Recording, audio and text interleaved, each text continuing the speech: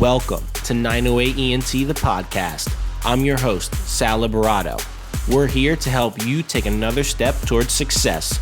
Now let's get ready to learn the basics from the best. What's going on, everyone? Thank you for tuning back into another episode. Our guest today is Coach Tim Simo. Tim, thank you for coming on today. Appreciate you having me. You got it. So Tim is the head boys basketball coach at Summit High School. They have had success on the court for many seasons, and he's been named Union County Coach of the Year. Along with basketball, he's been involved with many other sports, including football, baseball, softball. This is all public info. Anybody can Google you or the teams you've coached. What would you really like our listeners to know about you? I pride myself on being more of a player's coach. I hope, when my time's done, being an educator and a coach, I'm hoping that, people have positive things to say and remember about the experiences they had. Yeah, 100%. So just to get the show started off, I always like to ask everybody, what are the three simplest things that lead to success? It's funny when I read that a little bit when you sent it to me, and the things that we constantly try to instill in our guys is to always be consistent. We think that's huge. If you can be consistent in your approach to everything, we think that leads to success. Certainly being persistent or, having the ability to, persevere, through things, because not everything's going to go your way, especially in athletics. And more importantly, having a positive mindset. We talk to our guys about being positive and having the ability to kind of turn the page, even when things aren't going your way. Yeah, 100%. And then I feel like the positive mindset definitely applies to basketball too, because you're not going to make every shot you take. So I feel like that definitely applies more in that sport than maybe some others.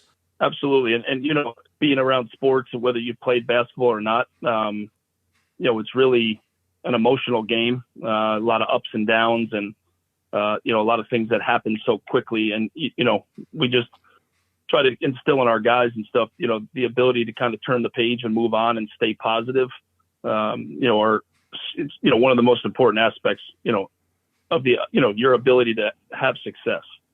Yeah, I like that. Turn the page. So Can you share a moment or experience that inspired you to pursue your career in coaching and kind of get into it? Yeah, that's another good one. Like I've thought a ton about, my life experiences, but, I look back more as a player. I think, when I graduated college, I was a business management degree. I had a business management degree and went on to do some work in the business field. And a good friend of mine, Chris Roof, gave me my first opportunity to coach JV baseball up at Governor Livingston, where he's created such a great program. And, when I look back at that was kind of the moment that led me down the path of wanting to be a coach. But I definitely think my experiences as a player, growing up in New Providence and, playing for guys like Coach Patone and Coach Catano, just those experiences of winning state championships and playing in games and, I really think about the kind of the relationships I built with my coaches and my teammates who have become lifelong friends. When I had that first taste of coaching up at GL with Chris Roof, it was, really something that I just gravitated towards. And I remember coming home as a young kid and, spent all this money in my college degree, and then had, telling my parents, hey, I'm going to change courses here. And I went back and got my degree in teaching, and here I am 16, 17 years later, have coached, tons of sports at New Providence High School as well as Summit. So, like I said, going back in them, I really think that the experiences I had as a player, when I had the chance to really look back, it was something I really was passionate about and something I really wanted to do. Yeah, definitely. And then the fact that you were able to figure it out early definitely helps. I mean, you could change at any time, but I feel like when you do it early on, it's definitely a little more manageable. Yeah, definitely. And like I said, I probably figured it out a little later than everybody else, or but still early. It was a little later, but I was still young, and I felt like, there was an opportunity there, and with that opportunity comes, some uncertainty, but it was worth the risk at the time, and I'm fortunate. I'm blessed to be where I am, and feel very fortunate that things have gone the way they have so far. Yeah. So can you share a valuable lesson you've learned from, whether it was kind of making that transition or just kind of going through the years as a coach? Yeah, when I think about really the valuable lessons, I don't want to put a damper on my interview here, but over the course of my life, I've been impacted by a lot of influential people. Mm-hmm.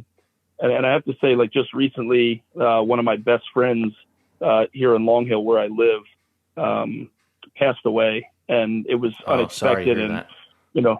yeah, no, I appreciate it. And I only bring it up because, you look at the people you meet along, your path or your journey.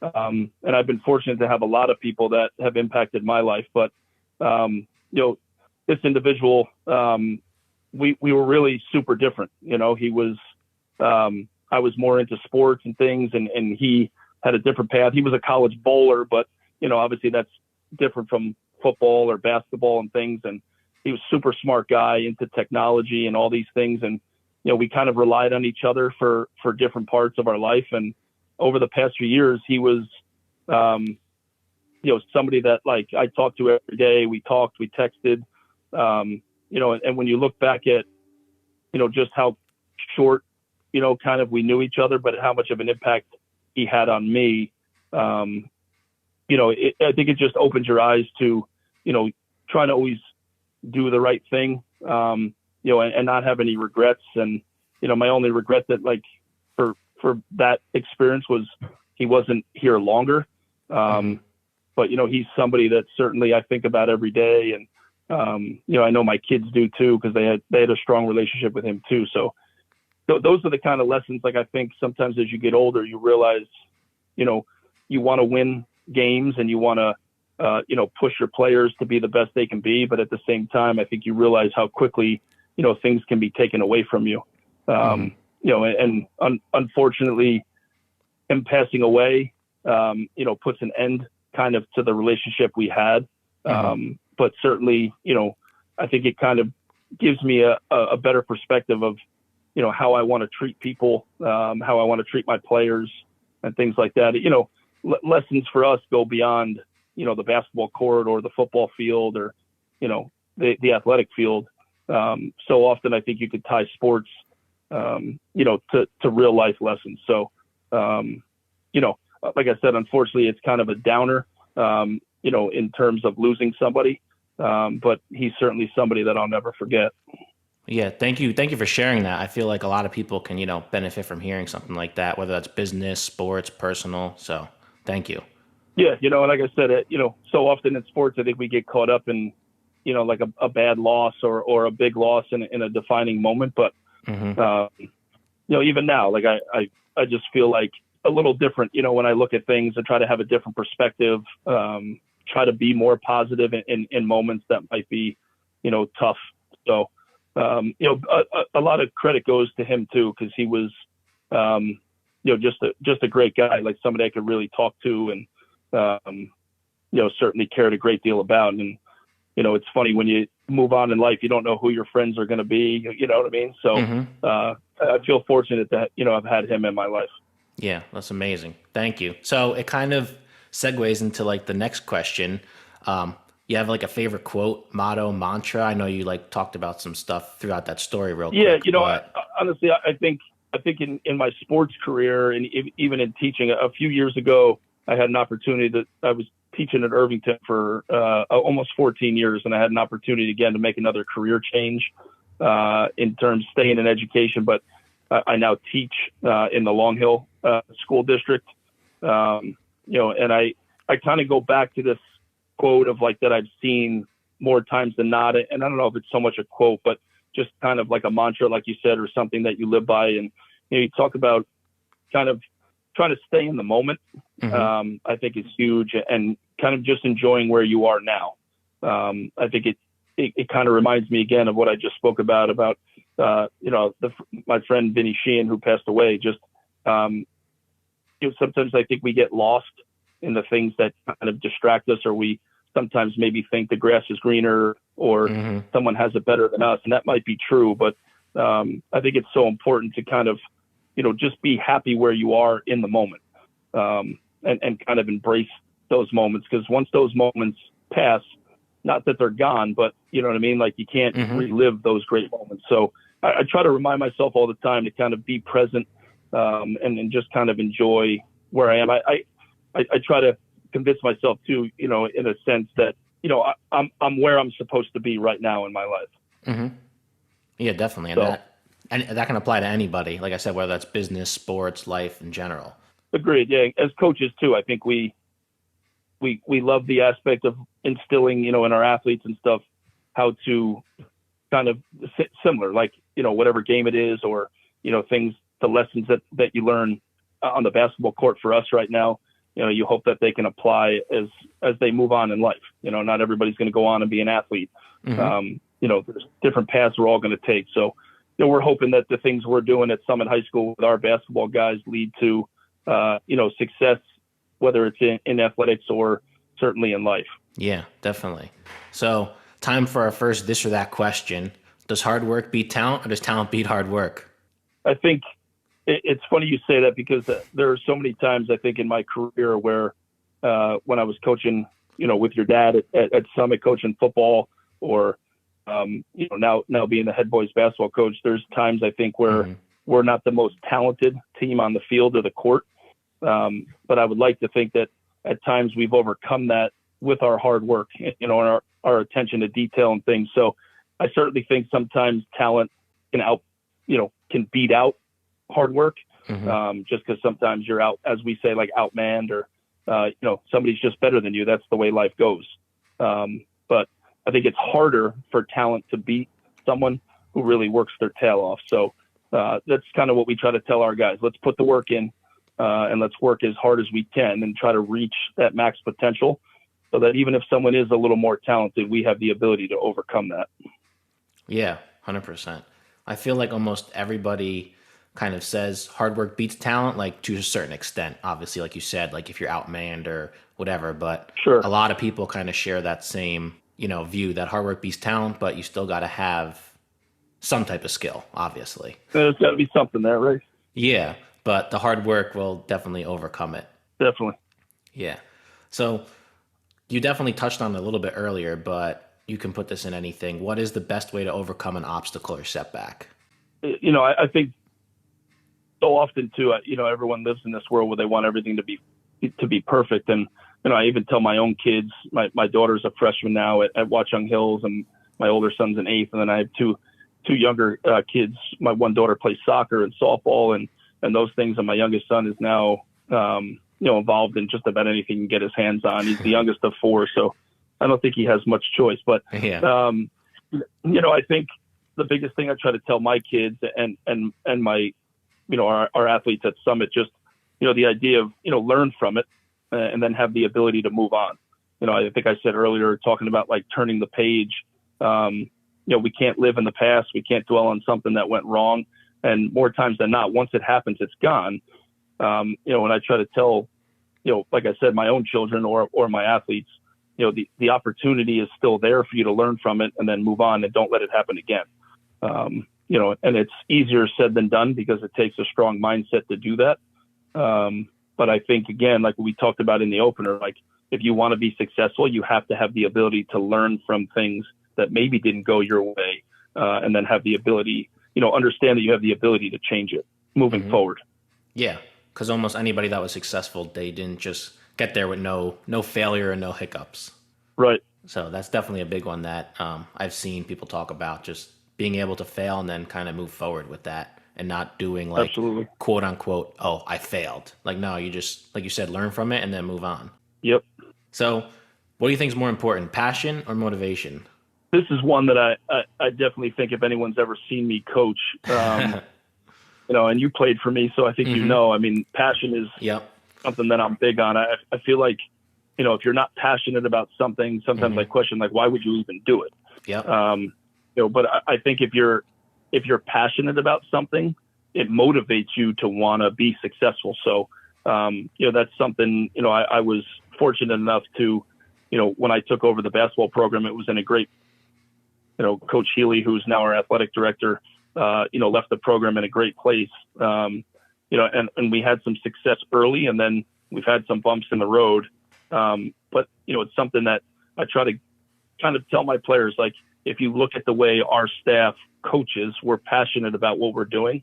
And, we hope that that's motivating to our players to play the way we coach. And I think that's been part of our success, in my 5 years going into my 6th year now as the head coach. Just, our players play extremely hard, which to me, that means they have to love what they're doing, which is their passion. And then I think it motivates them to want to win, you know what I mean? And to compete. Yeah, definitely. And then just like you said, like, this is what I love to do. Like, no matter what it is, there's going to be days where it's like, I don't know about this practice, or I don't know about this meeting, whatever. But if you truly love it, then you're going to somehow get it done. And then that is what gets you kind of through those days where it's like, I don't know. Because everybody goes through that. But if the passion ain't there, then it's like, well, why am I doing this? Yeah, we try to tell our guys too, like, just like you may have a bad day at school, and then you got to come to practice, or something's going on at home. Even as adults, things aren't perfect for us either. You know what I mean? We have families and things that we worry about, and things that, are good and bad throughout our days. And, I think sometimes, for us at least, I know sometimes being on the court for an hour or 2 hours, you can forget about all that and kind of just let, those things motivate you, to be better. Yeah, definitely. So I know that you run a camp as well. This can tie into this question if you want to talk about it a little bit, but how do you continue to learn and stay updated, whether that's with coaching or kind of running your camp and just kind of continuing to learn? Yeah, I think the best part about what we get to do in education and through athletics is, I've been fortunate to coach with some really great people, whether it was at New Providence or Summit, and I've formed, great relationships with them where, I think talking to other coaches is a great learning tool. Not everybody does everything the same. So you can certainly learn. And I've kind of always tried to do that, whether I was an assistant coach or a head coach or even as a player. I probably didn't understand it as much as a player, as much as I do now. But I think it's, super important. Just like, I work closely with the girls head coach at Summit and Tom Kenny, and him and I constantly are talking and texting, and my assistants, especially a guy that volunteers for us, Reese Fitzpatrick, him and I, we talk almost every day about basketball. We're sending each other, videos from, Twitter and motivational stuff that we get from, college coaches and things like that. So I think, if you ever get to a point where you think you know everything, right, I think it's so important that you realize that there's always something else out there that you can learn from. And we kind of pride ourselves on that. Like, there's no egos here, especially on our staff at Summit. We all kind of collaborate and work together. And there's all these guys that run camps and things. And we're fortunate to run, some great camps at Summit. I even run a baseball and softball camp here in Long Hill where I live. And the turnout and the feedback we get from parents and the kids who come to our camps, just, they love the things that we do. And, I think you have to always try to find a way to stay current. You know what I mean? You don't want to ever, kind of always doing the same thing. And, with social media and all those things, there's so many things out there at your fingertips. If you're willing to learn, there's so many tools to become a better coach or a better teacher, even for me, like a better husband or a father. So there's tons of stuff out there that, I'm constantly reading and watching. And like I said, talking to other coaches and things are certainly tools that help, at least I should say, have helped me, along my path as a head coach. Yeah, that's great. And then touching on the camps, like, cause you do run 2 different camps, like, what would you say to somebody that's considering maybe starting a camp, or hey, that might be fun to do. Let me try it out. Yeah. I always say when I start my camps, the biggest thing I talk about is, I appreciate the opportunity of people entrusting, me to run a camp. You know what I mean? A parent drops a kid off and you want to make sure that, they're safe and all those things. But, there's the opportunity out there for anybody to try to create a business for themselves. You know what I mean? Because let's be honest, we all love what we do, but in the world we live in, it's nice to make some money sometimes. So, Yeah, definitely. I think the ability to obviously to take the risk, you know what I mean? You have to be able to put yourself out there and understand that, I remember when the first camp I ever ran, I had like 12, 15 kids sign up. That's it. And then, now here I am 20 years later and, we have hundreds of kids now signing up for the camps that we run. So, I hope that it says something about us, we're doing the right thing. But I think the biggest advice would be, be willing to take that risk and then just make sure that you're doing, everything you can to make sure you're running the camp the right way. Yeah, definitely. So as we come to a close here, what would be one final piece of advice you would give our listeners to help them take another step towards success? I think you have to be willing to put the work in. I think, I've certainly thought about it. And I think you said it earlier, when we were talking that, there's really no shortcut. Like you said, like nobody woke up one day and just all of a sudden, they had all the answers and things like that. So I think, you got to be willing to put the work in order to be successful. And there's no shortcuts to success. So, in my journey, I look back and I can't believe, I coached football for 16 years at Summit, headed into my 6th year as the head coach at, the basketball program here at Summit. And I look back where my career started. I was coaching at New Providence. I coached soccer for a year, and you just do different things where you get to learn from people who have done it before you. And if you're willing to absorb that stuff and listen, kind of, be a sponge, take in the advice, the conversations, whether, I think back at conversations I've had in the field house or down at Tatlock, or the conversations that we've had in our team room or on the basketball court are the biggest things that have kind of driven me, or like I said, given me the opportunity to be where I am right now. Yeah, no, that's great advice and definitely valuable for anybody listening. Thank you for coming on today. Anybody, feel free to connect. And then what's the best way for anybody to connect with you if they want to reach out? If you visit the Summit, high school website, my phone number, I believe, is there, but my email is definitely there.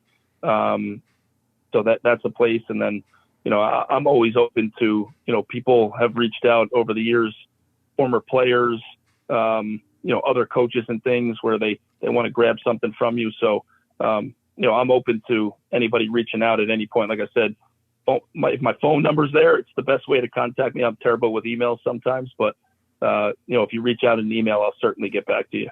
Yeah, definitely. And then I'll put all that info in the show notes for anybody that's listening. Awesome. I appreciate it, Sal. All right. Thanks again, Coach. It's been great. Yeah, no, I appreciate you having me on, and I wish you the best. Thank you.